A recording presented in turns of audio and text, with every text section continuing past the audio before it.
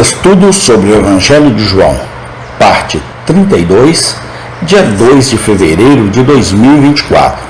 João, capítulo 6, do versículo 66 ao versículo 71. A confissão de Pedro. Desde então, muitos dos seus discípulos tornaram para trás e já não andavam com ele. Então disse Jesus aos 12: Quereis vós também retirar-vos? Respondeu-lhe, pois, Simão Pedro: Senhor, para quem iremos nós? Tu tens as palavras da vida eterna, e nós temos crido e conhecido que tu és o Cristo, o Filho do Deus vivente. Respondeu-lhe Jesus: Não vos escolhi a vós os 12? E um de vós é um diabo. E isto dizia ele de Judas Iscariotes, filho de Simão, porque este o havia de entregar, sendo um dos 12. João 6, 66 a 71. Esses versículos formam uma triste conclusão do famoso discurso de Cristo, que ocupa a maior parte do 6º capítulo. Eles fornecem uma prova melancólica da dureza e corrupção do coração do homem. Mesmo quando o Filho de Deus era o pregador, muitos parecem ter ouvido em vão. Vamos marcar nesta passagem o que é uma velha apostasia do pecado.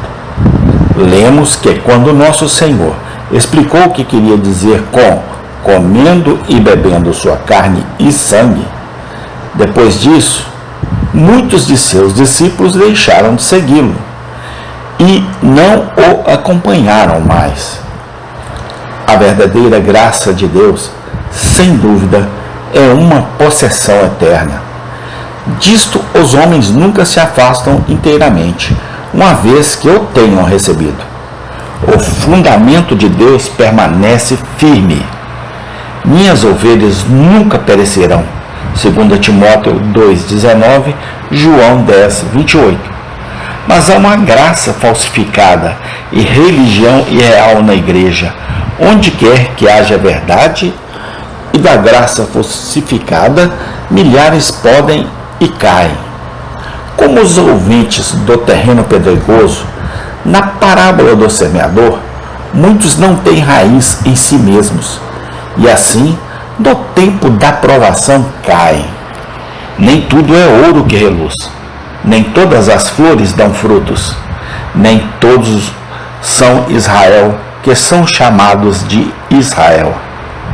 Os homens podem ter sentimentos desejosos, convicções, resoluções, esperanças, alegrias, tristezas na religião, mas nunca têm a graça de Deus. Eles podem correr bem por uma temporada e prometer alcançar o céu, e ainda assim desmoronar completamente depois de um tempo, voltar para o mundo e terminar como Demas, Judas Iscariotes e a esposa de Ló. Nunca deve nos surpreender ver e ouvir tais casos em nossos dias. Se aconteceu no tempo de nosso Senhor e sob o ensino de nosso Senhor, muito mais podemos esperar que aconteça agora. Acima de tudo, nunca deve abalar nossa fé e nos desencorajar em nosso curso. Pelo contrário, devemos decidir que haverá apostasia na igreja enquanto o mundo existir. O infiel zombeteiro, que defende sua incredulidade apontando para eles, deve encontrar algum argumento melhor do que o exemplo deles. Ele esquece que sempre haverá moeda falsa onde há dinheiro verdadeiro.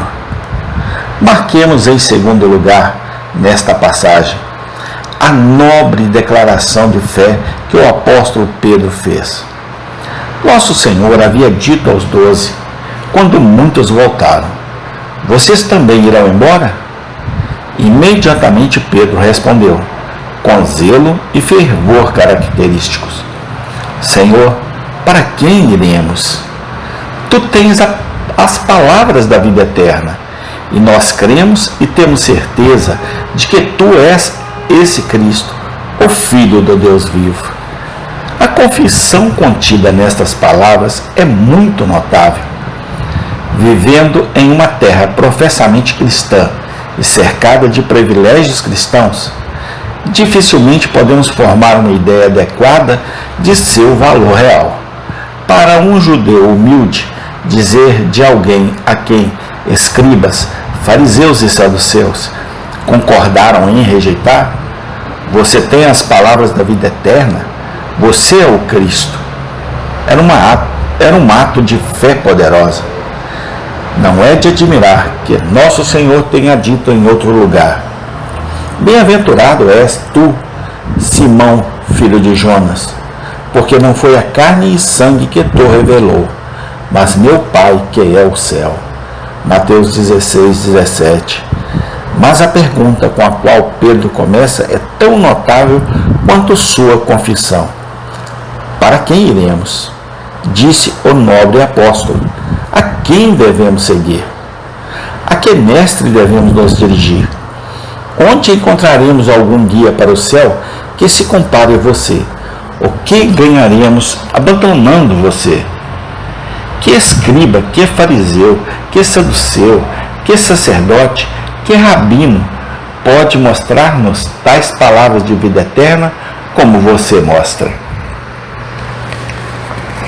A pergunta é uma que todo cristão verdadeiro pode fazer com ousadia, quando instado e tentado a desistir de sua religião e voltar ao mundo. É fácil para aqueles que odeiam a religião identificar falhas em nossa conduta, fazer objeções às nossas doutrinas, encontrar falhas em nossas práticas. Às vezes pode ser difícil dar-lhes qualquer resposta. Mas afinal, para quem iremos se desistirmos de nossa religião? Onde encontraremos tanta paz, esperança e conforto sólido como em servir a Cristo, por mais mal que o sirvamos? Podemos melhorar a nós mesmos, dando as costas a Cristo e voltando aos nossos velhos hábitos? Nós não podemos. Então, vamos seguir nosso caminho e perseverar. Vamos marcar, por último, nesta passagem, o pouco benefício que alguns homens obtêm dos privilégios religiosos.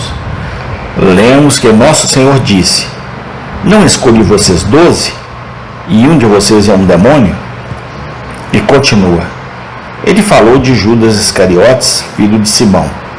Se alguma vez houve um homem que teve grandes privilégios e oportunidades, esse homem foi Judas Iscariotes, um discípulo escolhido, um companheiro constante de Cristo, uma testemunha de seus milagres, um ouvinte de seus sermões, um pregador comissionado de seu reino, um companheiro e amigo de Pedro, Tiago e João.